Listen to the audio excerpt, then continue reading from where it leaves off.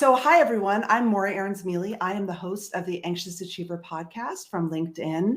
And I talk to incredibly successful people from all walks of life and all kinds of careers who have dealt with mental health challenges. And that can be anything from feeling like they're going through a period of anxiety, they're having a difficult time with the transition, or they have lived with a serious mental illness for their whole lives. I myself am an entrepreneur who has managed bipolar 2, anxiety, and major depressive disorder through the decades now of my career as an entrepreneur. So this is a topic that I'm really, really passionate about.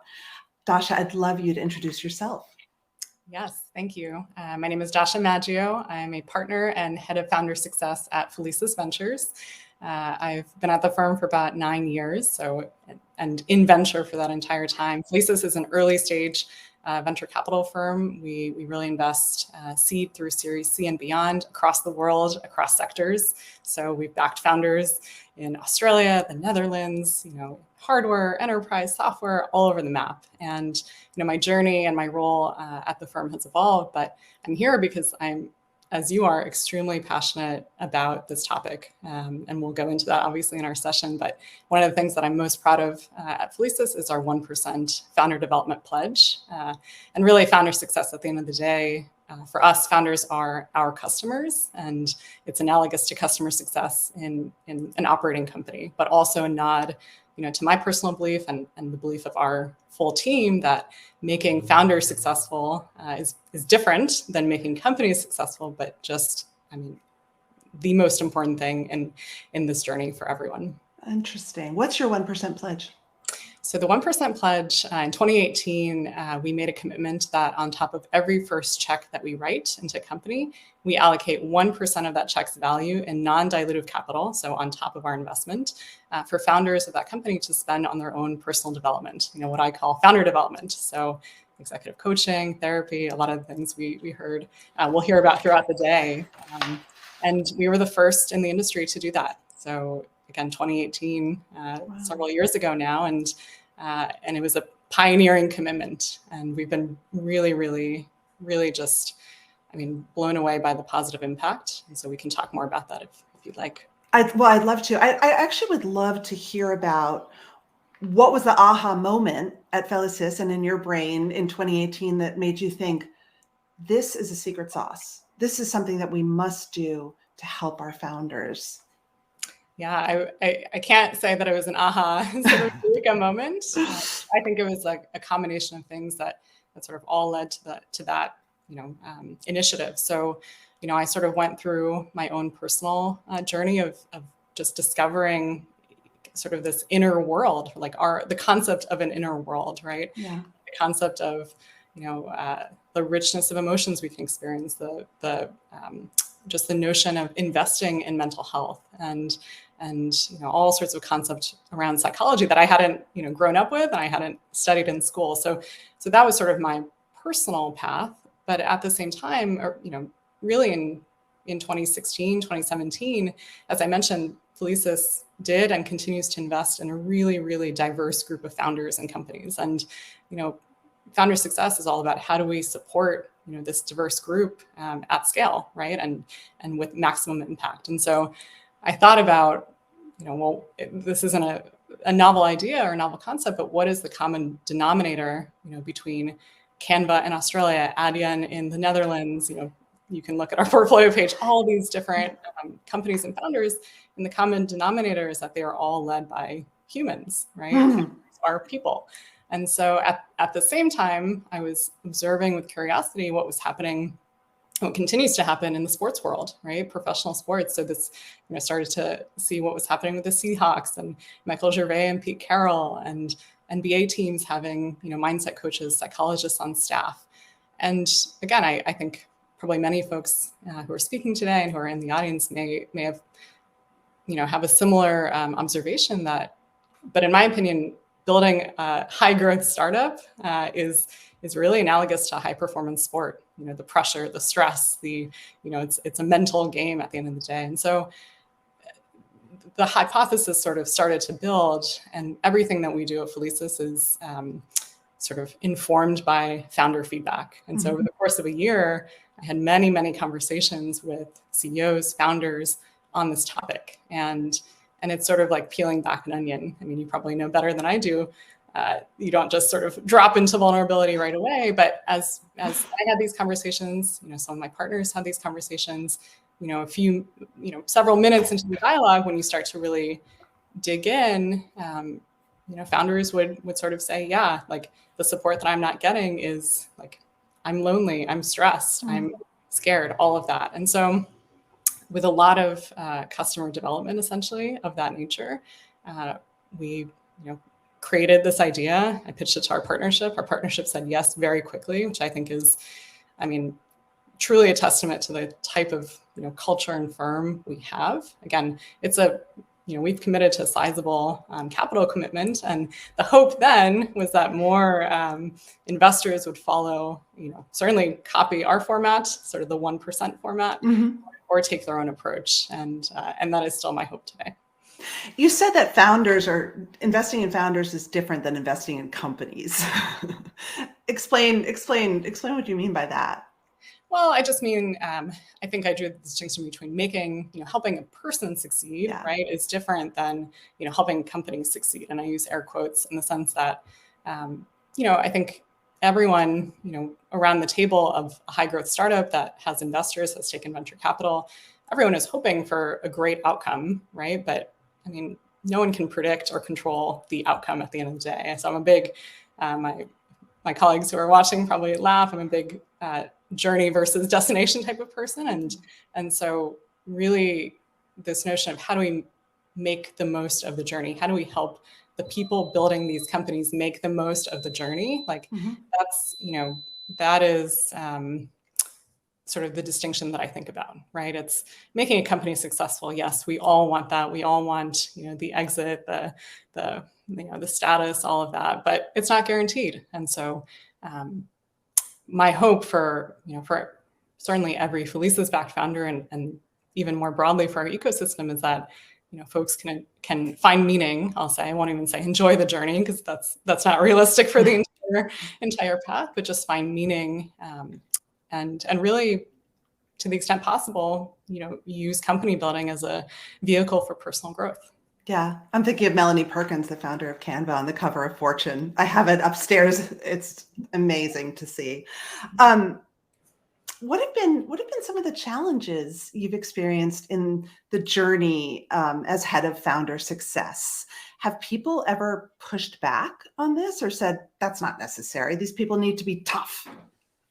Of course, like the reason we're having this conference and so many of us who are here today, I think, are pushing this forward is because, there is a stigma, again, sort of like kind of this stereotype of you have to be tough, you have to, hustle, like all of that stuff. And I think that's more of a comment on our ecosystem. And I think the status quo is certainly changing. It's not a comment on sort of, challenges that are unique to me or to Felicis specifically. But, I think, I think as probably in the broader population, there are folks who, actually, I spoke to a newly backed Felicis founder yesterday, and he's the type of person who's already having coaching, already investing in therapy just on his own, right? And that's awesome, right? And then there are folks who are, earlier in the funnel or just in a different place who say like, I think I want to do something, but I'm not sure what the right resource is. And that's a different profile. And then there are certainly folks who say, I don't think I'm not going to take advantage of this right now, or maybe ever. And that's fine. And I think, maybe more broadly speaking, one of the challenges, I was, thinking about this too in a different context, just on the challenges between investors and founders. I think it's the same challenges we face in one can face in any interpersonal relationship, which is, it's just playing out on a different stage, right? Yeah. So, specifically, this human propensity and natural inclination to give advice, right? That's something that I constantly, actively, have to sort of check myself on, remind myself, hey, I'm not an operator. I'm not in your shoes.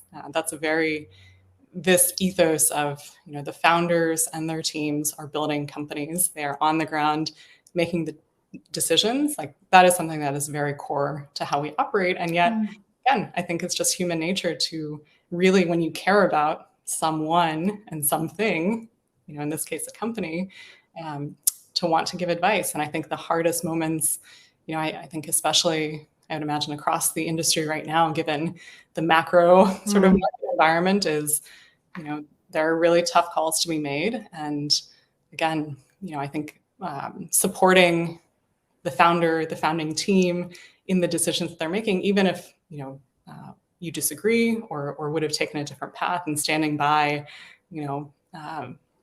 standing there in solidarity can be hard. Can be really hard. Really yes. Hard. Yeah. It's so interesting to me because, of course, we idolize sports figures, and I don't think anybody would say that our greatest athletes aren't tough, and yet we understand that they need coaching of all kinds. I'm always so interested, and I'm interested to hear how you've seen vulnerability evolve as a leadership quality, working with all the founders you have.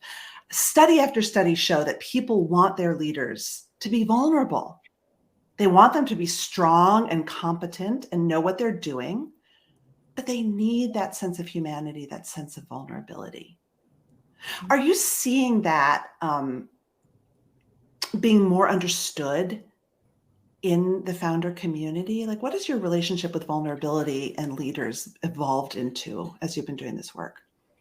Yeah, I'll only speak from my observation. I wish sometimes with questions like this, I wish I had the data and some way that we could really track in an objective manner, the change or the delta between whatever 9 years ago, 10 years ago. But my sense is, yes, I think just broadly speaking, my sense is that, I kind of put vulnerability under this whole umbrella of, talking more openly about, mental health and coaching. Sort of, I treat that as one, again, as we are for this conference today, one big topic. My sense is, yes, aided by, some of the sort of, I'll use in quotes, celebrity founders who are themselves speaking out on Twitter, right? Or whatever their platform may be. I think that, for better or for worse, even though they're sort of speaking out about their experiences with, depression or just, more sort of micro vulnerability at an all hands, even though they're speaking about that sort of in hindsight, speaking out the challenges in hindsight, I still think it, definitely aids the entire ecosystem and helps, founders who are sort of in it right now understand that, number one, that's normal. Number two, maybe it actually helps, right? Maybe it actually helps the cause, as you said.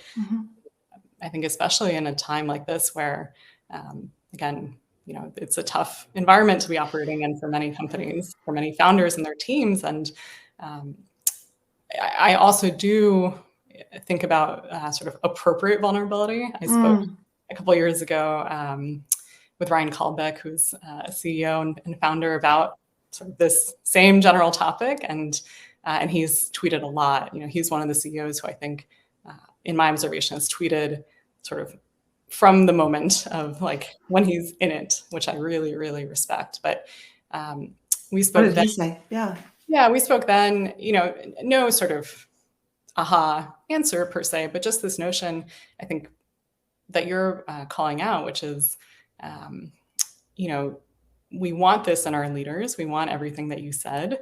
And yet, appropriate vulnerability, like it's probably not appropriate or effective, really, in any sense of the word, to, come into your board meeting and just, okay, we're starting the meeting and, just, share something, really, really, really raw. So I'm not sure that there's, I have a framework for what appropriate vulnerability is. I think it's so context specific. Do you have it? Yeah. Do you have a framework? I'd love to hear it because I always coach people to say, I love micro vulnerability. That's great. Everyone has boundaries and you want to keep boundaries. You want to keep things appropriate. You don't want to have an on-camera meltdown, as I say. But sometimes it's almost admitting the uncertainty you feel that can be so reassuring to people. Mm-hmm. What's your framework for appropriate vulnerability in a founder? Yeah, I mean, I tried to preempt this question by saying I don't really have a good one. I'm going to put you on the spot. Yet, but well, maybe I'll share a different mental model that I have that I borrowed from someone, and then we can maybe back into this framework. So one mental model that I love and that our broader team has adopted is this notion of a trust battery. So I first heard this concept from Toby, who's the CEO and founder of Shopify. I heard it on a podcast between him and Shane Parrish on the Knowledge Project, and it's a very, very simple concept. It's just that between any two people, at any point in time, really, there is a battery of trust, and every interaction you have with someone either powers that battery or depletes it, right? And very simple, right? But when I first heard that from Toby, that was a bit of an aha moment for me, because it sort of gave me a framework or language to explain my view that by default, the trust battery, this is generally in our ecosystem, like the trust battery between investors and founders is depleted. It sort of starts out in a 20% or less state. Really? I am speaking in general. And I think the reason, we could probably have a whole long conversation about that, but I think the power dynamics, like the, decades of sort of, investors and firms who view founders and companies really as assets to be controlled and not relationships to be built and supported. But I say that because, again, for us at Felicis, that means that our goal from, beginning point from the first interaction is to power that trust battery, to fill it, to 100%, so that, inevitably, when there are hard moments, when there are difficult conversations to be had, you have buffer. And this is what Toby talks about when he explains this concept as well. So I go back to what is appropriate vulnerability. I think it probably depends a lot on how sort of powered up is your trust battery. And that is really, for each person in the relationship to determine individually for themselves, right?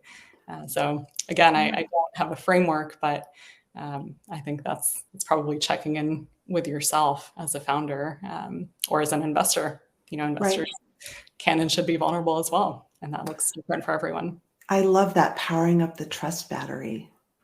Have you, generalizing here, seen any psychological characteristics of founders who are good at powering up that trust battery? What do founders who build trust do versus founders who don't?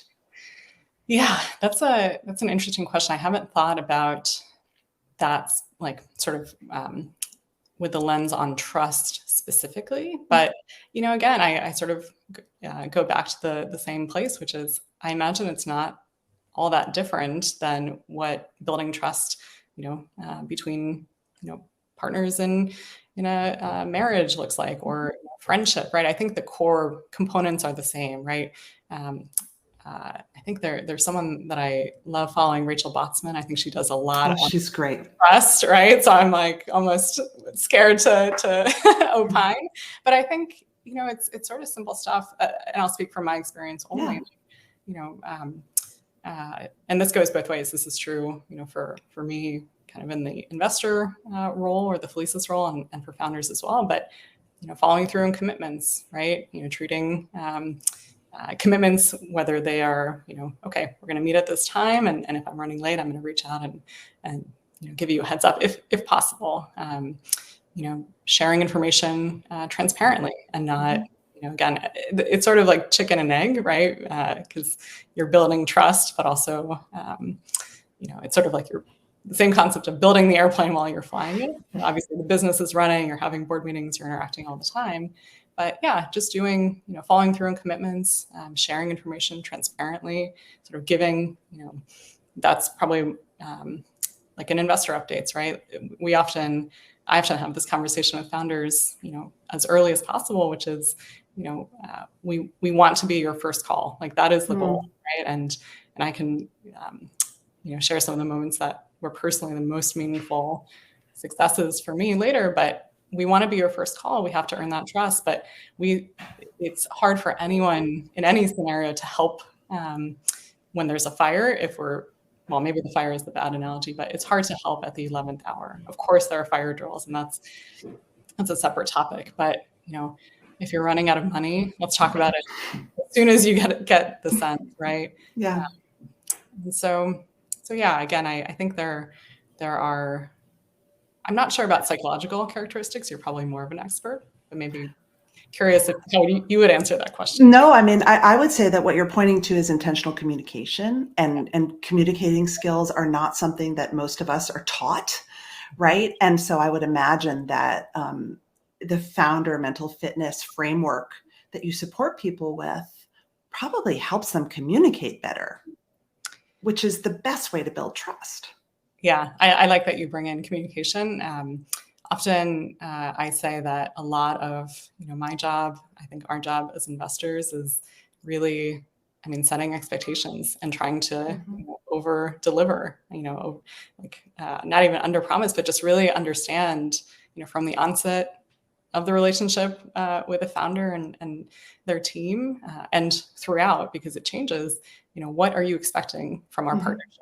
Here's what we're expecting. Here, sort of this constant checking in and setting, almost and then collecting feedback, essentially, right, is a big part of communication, whether you label it feedback or something else, but kind of checking in on, okay, we said we wanted to do this. How are we doing against those goals? Yeah. And then the gap in communication that you mentioned. Oh, we ran out of money yesterday. I forgot to tell you. That could probably really deplete the trust battery. Right. Yes. Yes. I'd love to, you mentioned you had some stories. I think the audience would really benefit if you have any examples or vignettes around this to share. Yeah. I've been asked, again, I've been at Felicis coming up on a decade now, and in this industry for almost a decade. And sometimes, some form of the question of, what have been the biggest successes or the biggest wins, or, some form of that question gets asked. And, on one hand, both myself personally and my colleagues at Felicis, we are doing really impactful things. Weekly, such as, it's really fulfilling and almost like a dopamine hit when you introduce someone to a CEO or a founder and they end up hiring that person. They're like, oh my goodness, thank you so much. I was looking for this person. Or, you help them find, the next round investor, and you broker that intro, and, a lot of work goes into it and all of that. And, those are, essential to company building and are the more, I guess, visible successes. For me, some of the most personal and meaningful, in quotes, successes, one in particular I'm thinking about is, again, it goes back to that first call concept. As a founder who emailed myself and one of my colleagues, just, kind of randomly, right? Email shows up in your inbox, you open it, you don't really know what to expect. And he was at a really low point. The details really don't matter of the why and the what, but a really low and vulnerable point. And so, the first, the first thing is I was really touched, I guess, for lack of a better word, that he felt comfortable and trusting enough to reach out to us. And so, I spent an hour more, sort of just on Zoom. We live very, very far apart, so we couldn't meet in person, but just talking and just listening and practicing to the best of my ability, empathy for him and what he was going through, right? Just a sidebar, one of the most meaningful experiences that I've had was with Leaders in Tech, which is Carol Robin, who's formerly at the Stanford Business School, sort of spun out a group, sort of taking the T group format, sort of a long weekend of just sort of, it's a lot of vulnerability and learning how to communicate and learning how you come across. And so from Carol, I really learned that people connect over emotion, right? We can connect and sort of spar intellectually and brainstorm and problem solve, but really where connection comes from is when you can, in this case, when that founder said to me, I'm feeling so low, like I don't know if this is it, right, for me. Like, I don't know if this is the right role for me, that sort of thing. And being able to connect with him of that feeling of fear, doubt,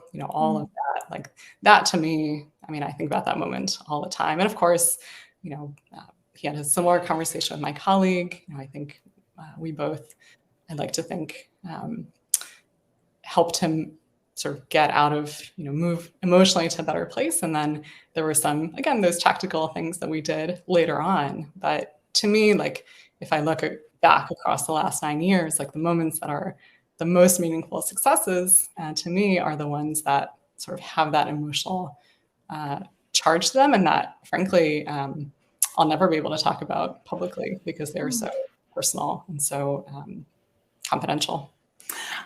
My last question before we go to Q&A is, what have you seen emerge from your founders who've been through the 1% experience? What surprised you about how they lead, or what their companies go through, or how they hire? Like, how is it all playing out?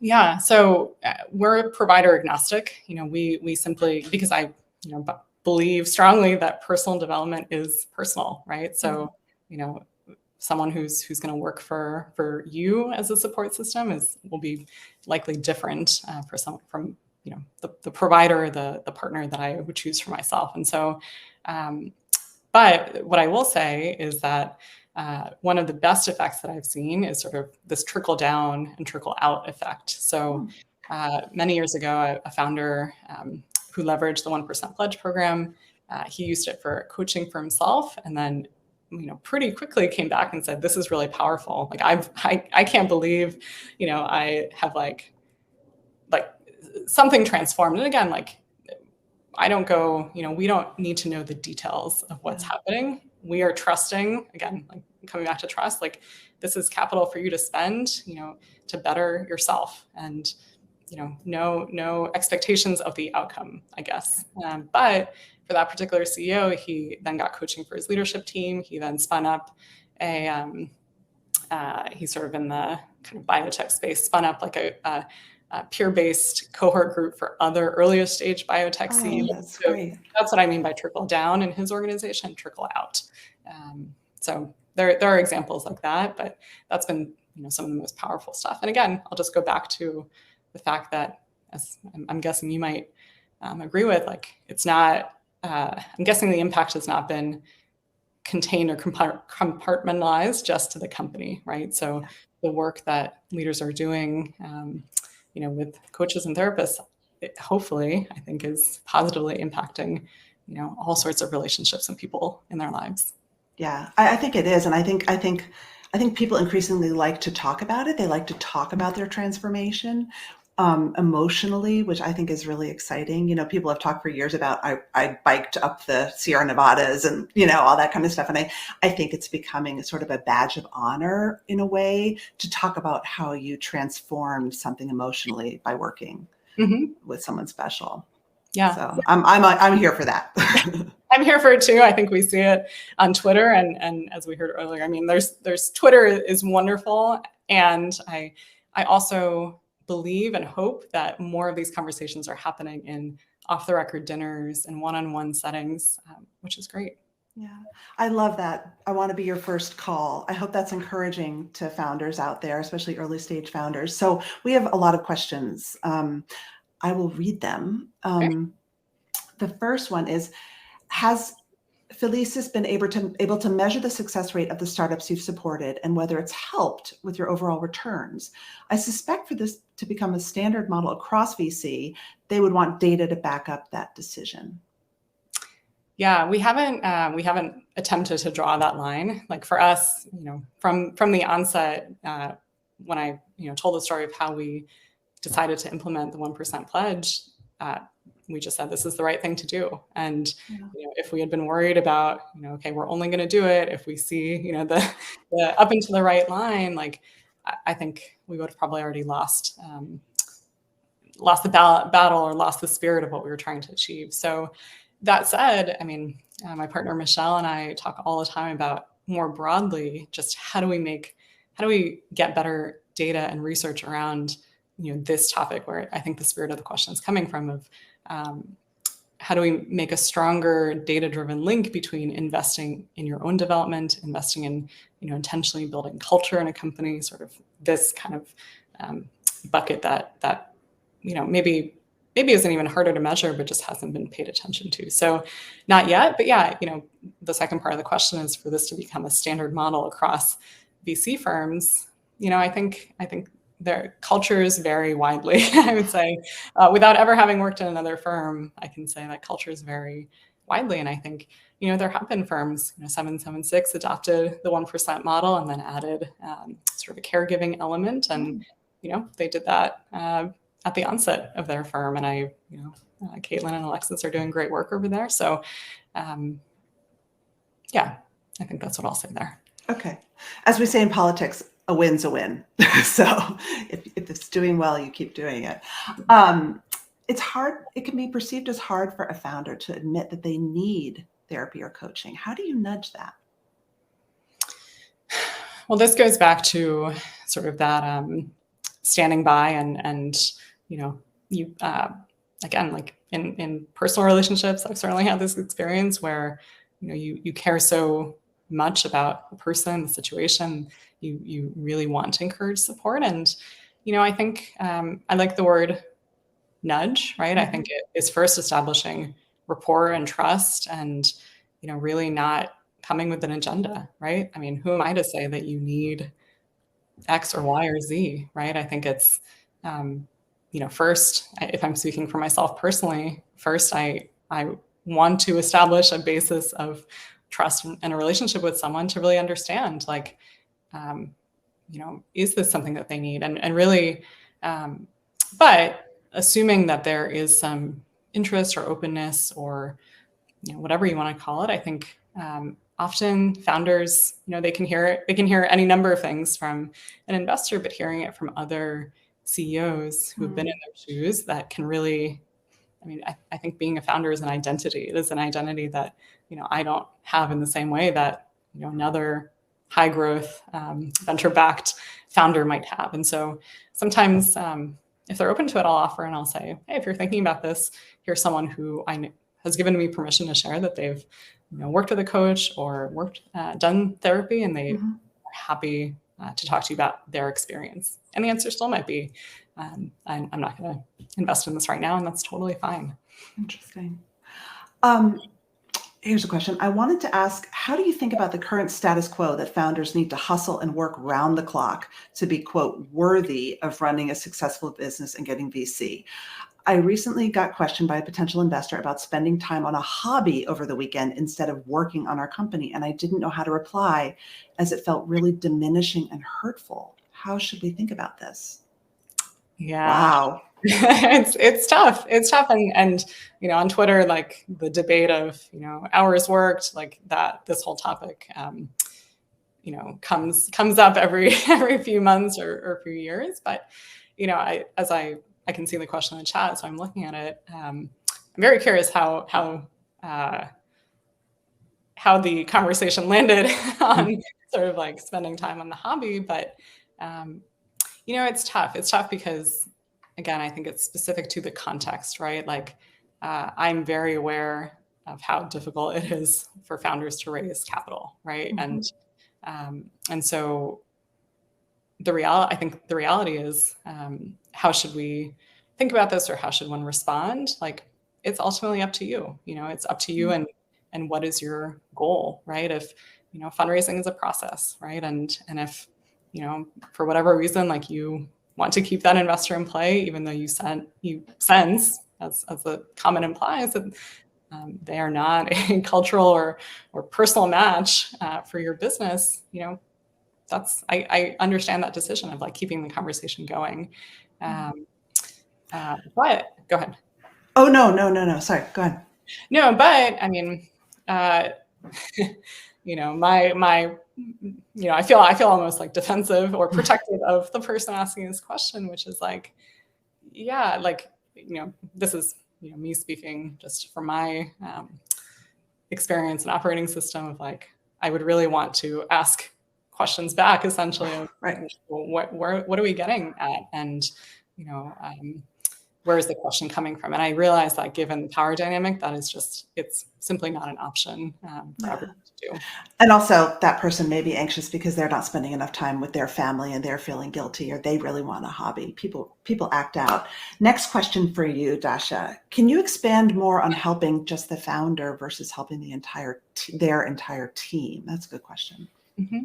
Well, before I touch on that, I mean, just sidebar, we didn't have a chance to cover it in this conversation, but what you just mentioned about like your interpretation or reaction to this question, investors are people too. And the way that I heard your response was, projecting your own fear, worry, disappointment onto, the founder that you're interacting with. And, that is a whole other part of this equation, right? Which you can learn in therapy. But in terms of supporting, the founder versus the entire team, I think every firm, every investor founder partnership thinks about this concept differently. But I do see and have seen, continue to see among Felicis founders and CEOs a real desire to support their leadership teams, and something we're thinking a lot about, right? There are some good sort of leadership and manager training, some awesome kind of peer groups, facilitated peer groups for functional leaders. And I think that's great. And, it's something I think a lot about. How can we do more of, right? Felicis certainly doesn't have infinite capital. I don't think anyone does. We're still, an early stage, firm, but this is, again, it's the natural extension of, investing in founders and CEOs, which are their greatest point of leverage. That is exactly where, that next level down of leaders and ultimately the whole company, I would love to do more to support those folks. Maybe it should be 1.5%. Yeah. Next question. Do you have an example of supporting a successor through the challenging transition from taking the business from the founders as they retire, through bringing in external investors to help sustain the shelf life? I'm currently in the situation and my mental wellness is critical through this process. Yeah, I haven't seen this personally up close. I think even across Felicis, we haven't had that many transitions of this nature. So I can't really speak to sort of a specific observation, but I would just say, yeah, I mean, I imagine this is going back to my prior comment about identity, a very, very, very challenging time for a founder of it's not even a liminal period, right? It's just an active letting go and having to be there, to hand off the pieces of something that you've, just invested so much in, right? I grieved for a year. I sold my small business and it wasn't VC backed, but I had owned it for 11 years. I grieved for a year. It was the hardest thing I ever did. Yeah. I'm just looking at our question. I know we're running very short. Any final thoughts as we get the wrap up sign? I mean, God, when I meet founders for the first time, I often meet founders before we invest, as we're getting to know them, early in the process. But when I meet a founder that we have recently invested in, just sort of for feedback, for kind of an onboarding conversation, if you will, there are a couple points I like to mention. And I say it to every CEO. I say, look, this is going to sound cheesy or over exaggerated or whatever, but I really want to make the point now. And I hope that it stays with you. One is, I have no idea what I'm doing.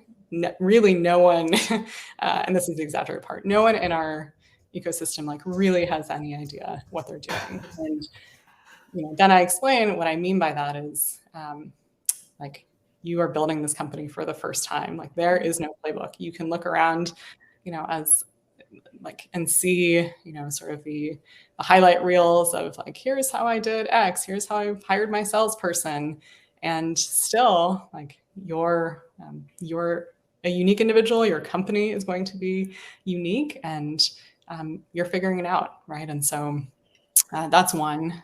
Two is anything that, I truly believe any emotion or certainly any emotion or kind of experience that you CEO will go through on this journey of building this company, at least one other founder CEO has experienced. And my goal there is just to say anything you experience is quote unquote normal or okay, at least, right? And I just end by saying, like, it's a lonely job. I sort of taught to kind of, it's important to exaggerate sometimes and not try to minimize, like, oh yeah, it can be stressful sometimes, it's a roller coaster, and then move on, but really make clear that I know how I can empathize, not necessarily know, but understand, because I've heard it time and time again from founders and CEOs, it's lonely. There is no one there giving you a pat on the back and giving you praise, and you can't really check out and shut off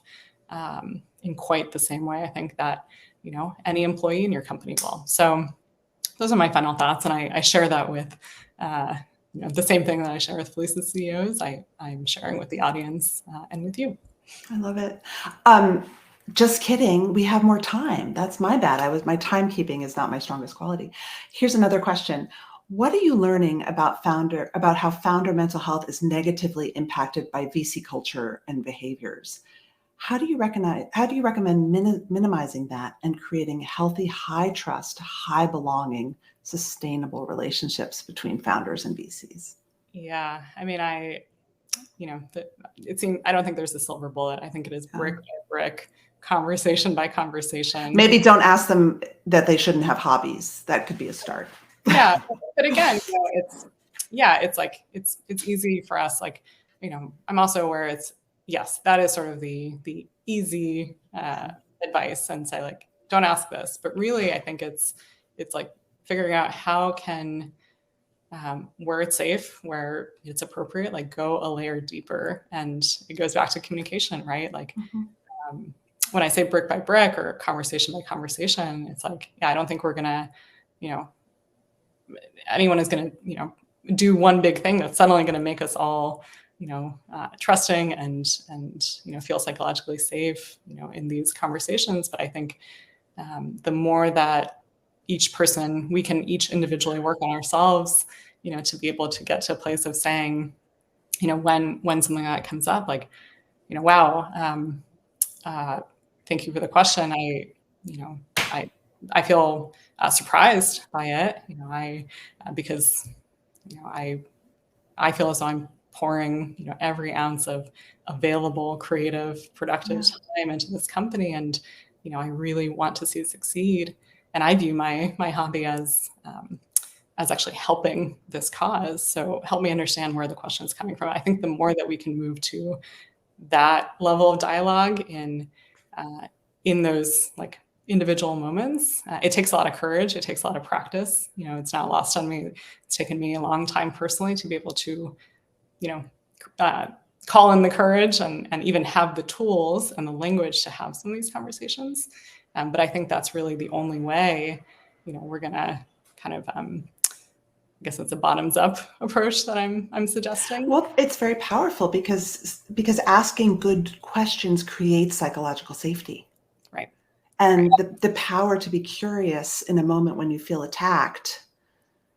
Oh man, that's strong. If you can do that, you're going to be good in life, I think.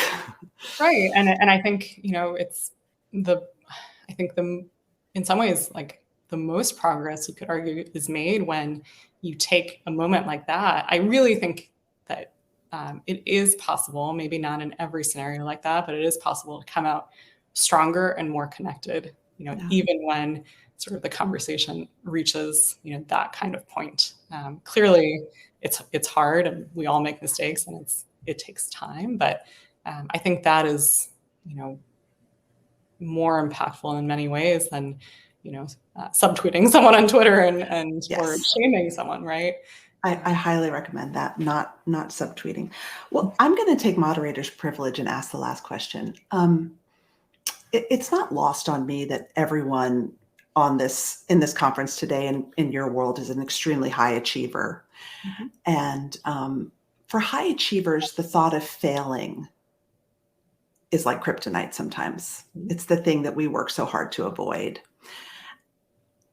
What do you think can be done to better socialize the concept of failures in Silicon Valley, in the whole ecosystem, not just for founders, but for investors, for everyone in the ecosystem, to sort of get more comfortable with the idea that some things are going to fail in little and big ways? Mm-hmm. Yeah, I think, again, this is, I know, another topic that comes up, sort of how do we frame failure in startup building. It comes up on Twitter from time to time. I think it is, part of me wonders, like, I think it's like language is so powerful, right? I don't have a great answer, but I think it's figuring out, it can be an and rather than a definitive, like, my company failed. It's like, yes, we had to shut the company down, and here's what I learned, and here's what I'm taking from it. So I think, yeah, I mean, my mind just goes to, I think, in order for that and to come after, sort of the, okay, didn't work out period, we have to, like, I would encourage everyone, like we, the collective, we have to invest in relationships and people that can support us and give us sort of the courage to say both, right? Say, yep, I'm not gonna, like, it's black and white. Like, I wanted to, to sell the company for however many billions, and I had to shut it down, and that's okay. It's not a great answer, but I do think a lot about just the language and the semantics of some things. And this is where these one-on-one conversations, or conversations that can invite more nuance and context, are powerful, because it's definitely, very attention grabbing to say it's a failure, it's a success, and all that, but there's always more color. And the relationships can stay on even if the company fails. I think that's important for people to hear. Right. Yeah. Thank you so much. Thank you. This was a pleasure. And I'm just so delighted and grateful that this conference is happening. So Me thank you too. so much. Me too.